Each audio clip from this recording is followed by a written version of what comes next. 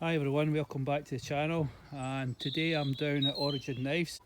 Interview here with Kev today, and he's going to answer some questions for me that I've been dying to ask him for quite a while now. So the first one I would like to ask you, Kev, is how long has Origin Knives been going? Started in 2012, so about 9 years. 9 years. And did you do anything prior to that? I've always had an interest in knives. I'd been messing around in the garage when I was a boy, like fiddling around with stuff, but nothing serious. Right. But prior to actually starting my own business, I wanted to know if I had what it took. And I've been speaking to another knife maker called Mike Lamprey, who had just bought a knife off. And he suggested I contacted a guy, it turned out he was called Guy Stainthorpe. Alright, I've heard of him. And so I did that. I contacted Guy and asked if it was okay, if he was interested in doing a quick knife making course with me, and it turned out it was something that he did do. Right.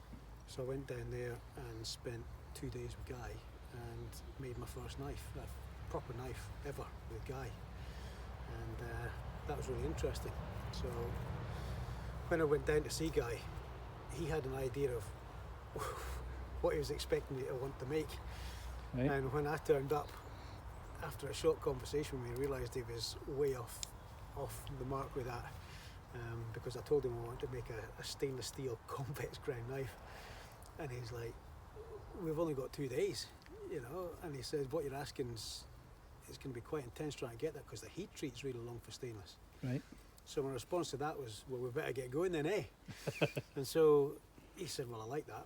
So that was it. We fired into his workshop, and I ground the knife and handed it to him to check it over.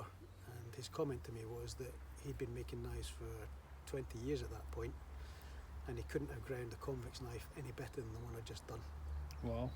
Right, Kev, my next question to you is, what is your favourite knife and why? Well, that's got you stuck, can't it? Well, are you talking about your favourite knife as in, because that potentially be one of mine, you're talking about somebody else's knife? Yeah, somebody else's knife. You can't pick your own. I should have said that from the start. You can't pick your own. So right. What other knives do you like that isn't your own? There are a number of knife makers that I respect, and I like the look of their kit, but I've not really tried it. I like Guy Stainthorpe. Right. Obviously I made my first knife with him, so there's a relationship there. Mm-hmm. I like what he does. He's a great knife maker.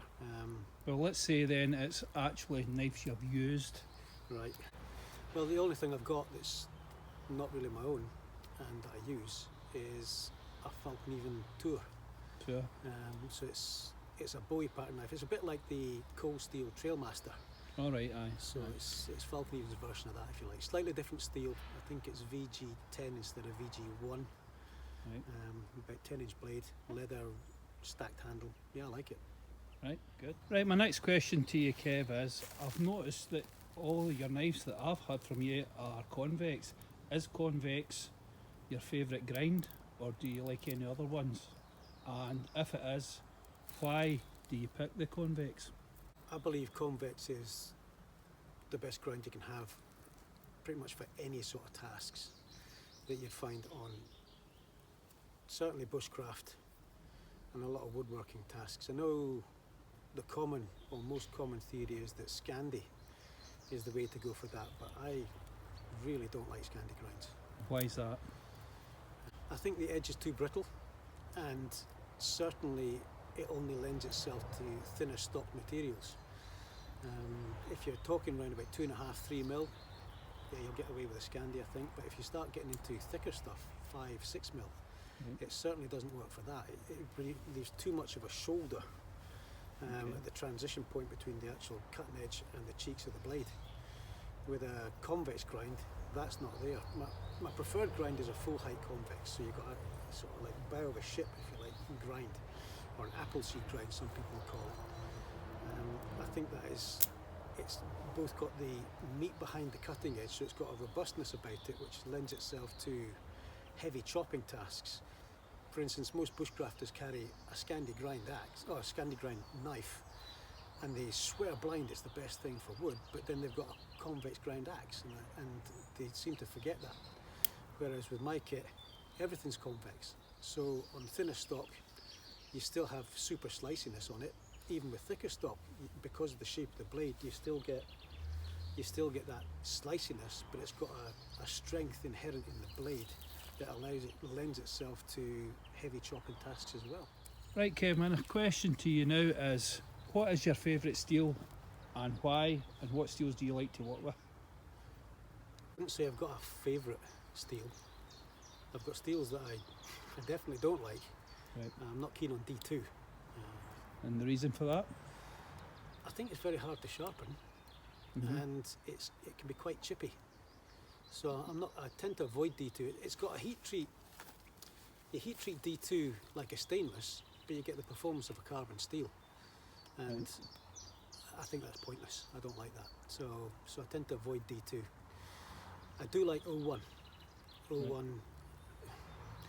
When I made my first knife with Guy, when I came back, it was about a year after that I started making knives, and I sort of made a decision prior to actually starting all this that I was going to make knives, and they were only going to be made in stainless steels. I wasn't going to do 01 because everyone else was doing 01. However, on speaking to Guy about it, he said that would be an expensive learning curve, because if I was making prototypes and they didn't work, well, RWL is what I was actually wanting to work with. I really like RWL. That was going to be an expensive kind of exercise, let's say. So his advice to me was to make my prototypes in 01, and if I liked them, move to the stainless that I wanted to work in. And that's advice that I've given to other people that have been starting to make knives as well. I think it's sound.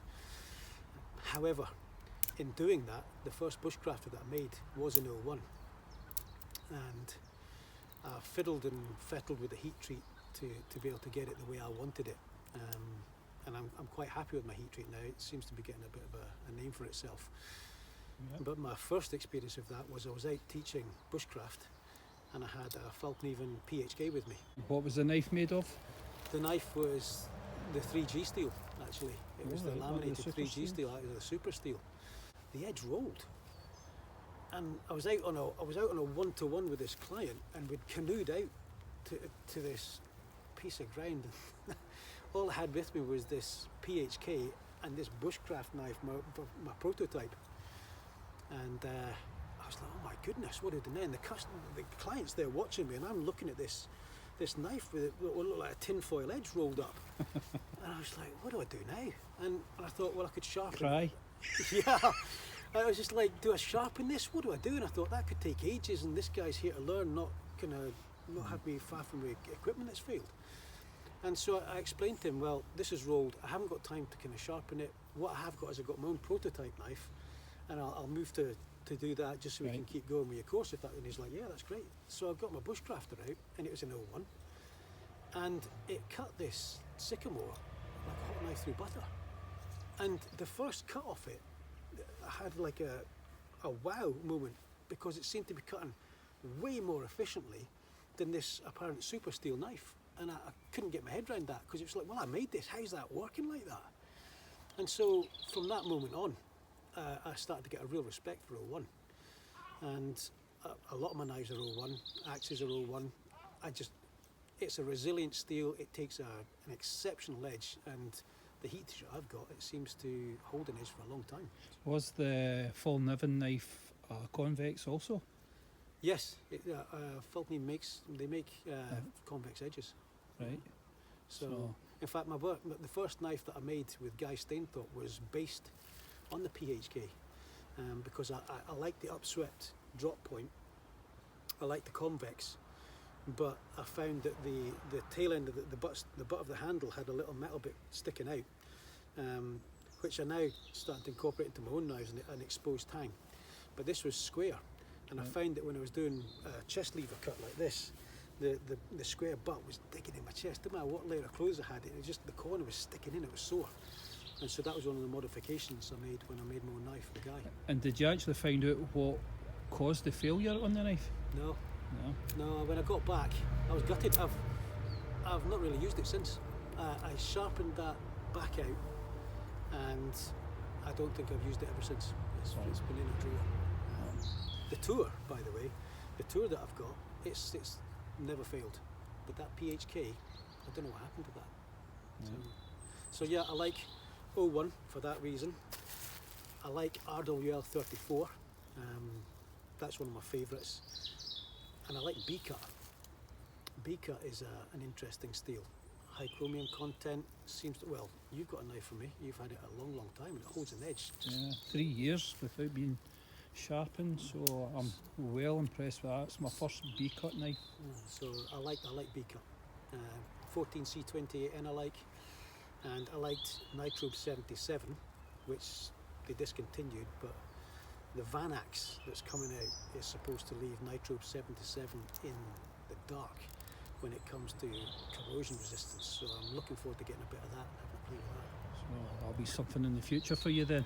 I want to make a fishing knife. I want to make a knife for marine type environment, salt water, and see how it holds up. Right, Kev, my next question to you is, if you could make a knife from any steel, what steel would it be?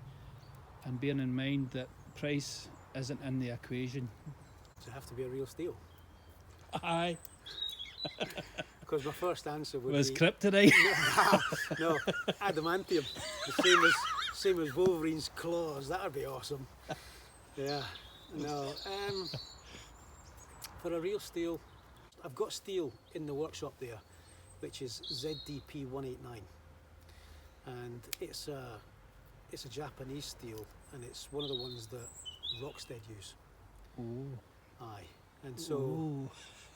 it tempers out at 69 Rockwell. Most steels don't reach that even when they're hardened, never mind tempered. So this, I think this comes out, allegedly comes out the kiln around about 74, 75 Rockwell and tempers down to 69, which is, when you consider industrial milling machines and bits and pieces like that, they're using carbide, solid carbide, and it's about 70 Rockwell.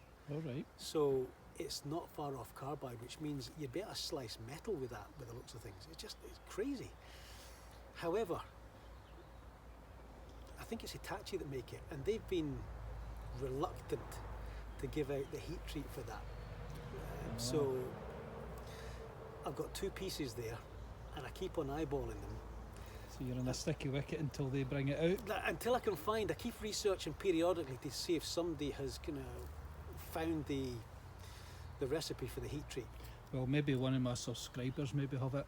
Aye. Maybe pass it on to you Maybe. once they see this. That'd be good. That'd be good. As I say, I've got two pieces that are about 300mm by 50. And so I was thinking something like a small Bowie knife or something like that, but out of that steel I think it'd be phenomenal. Do you think it'd be a nightmare to sharpen? Apparently it isn't. I mean, that's another thing that a lot of people ask about sharpening knives.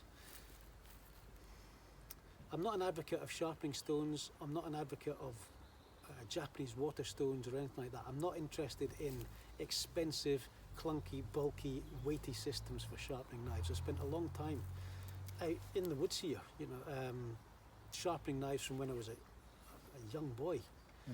And the system that I use is effectively wet and dry paper, and that's actually changed over the years how I do it. I now use a engineer's surface block or surface plate with a wet and dry paper on it, and I can sharpen anything on that really. And it's an inexpensive system. The biggest problem with sharpening stones is that over a period of time, you've all seen it, old oil stones and stuff like that, they all get this dished effect. And that's just from wear, because the natural way you sharpen tools, you dish the stone and then you have to redress it flat, and it just causes problems. With me having the engineer's surface plate, it stays perfect, as flat as can be humanly made, really. Do you do that in the field? Or do you wait to get home with the plate? That's at home, because again, with my knives having a good edge retention, unless I'm out for more than, well, depends what steel I'm using, but I've heard stories of people being out for 3 weeks with their knives and they've not gone dull. And so most people in this country don't really go out bushcrafting for more than 2 or 3 days. So it would tend to be that unless you'd hit a stone or something with it and damage the edge, you shouldn't really have to sharpen any of my knives when you're out there. Right, okay. So field sharpening is a different thing, but certainly when I'm making knives or when I'm back in the workshop, maybe just tidying them up after an extended period, it's on that surface plate, and it does a fantastic job. The point I was making with that is that even with the steels that I've used, going from anywhere in the high 50s, like 59, 60 Rockwell, up to maybe 63 and a half, 64 for RWL. It sharpens them no bother. It doesn't matter what it is. I have no difficulty sharpening steels, and a lot of people say that they've got these knives now with super steel like 3V and all that kind of stuff. And it's all well and good having a knife that looks great, it's got the latest fad steel on it, but if you can't sharpen it, it's useless. And so it needs to be steel that works with that. I've yet to try 3V, but I think it would actually work fine on my system and the way I do things. Right. Yeah, I've had that problem with 3V. Holds a terrific edge for a considerable period of time, but if you lose it, it can be quite difficult to get it back to where you want it to be without coming out the field and back home and taking it to stones or whatever sharpening system you have. So I've heard the same with LMAX. I've got the knife I got from Mike Lamprey. I asked him to make that in LMAX, and that was the same. It took a little bit of a learning curve to actually get that, but I still sharpen it the way I've sharpened all my other knives, and it gets it. Right, okay.